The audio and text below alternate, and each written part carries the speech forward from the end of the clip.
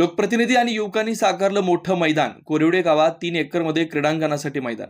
आजरा तालुक्यातील कोरिवडे येथे युवा, सामाजिक व राजकीय नेते संतोष पाटील आणि दत्ता पाटील यांनी गावातील युवकांच्या साथीनं मोठं मैदान बनवलंय. लोकप्रतिनिधी आणि सामाजिक कार्यकर्त्यांसह युवकांच्या सहभागातून हे 3 एकर जमिनीत मोठं क्रीडांगण साकारलं. मनात घेतलं तर सर्व काही होऊ शकतं हे येथील युवकांनी दाखवून दिलंय.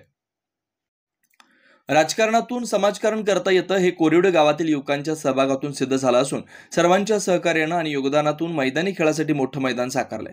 अशाच प्रकारची विधायक आणि विकासात्मक कामं गावासाठी करणार असं यावेळी बोलताना युवा नेते संतोष पाटील म्हणाले. कोरिवडे येथे शाळेच्या तसेच युवकांना खेळण्यासाठी मोठं कुठेही मैदान नव्हतं. क्रिकेट किंवा इतर खेळ खेळण्यासाठी गावात मैदान नसल्यामुळे दुसऱ्या गावात जावं लागत होतं. त्याचप्रमाणे प्राथमिक शाळेत शिकणाऱ्या मुलांना कबड्डी, खो खो, व्हॉलीबॉल इतर खेळ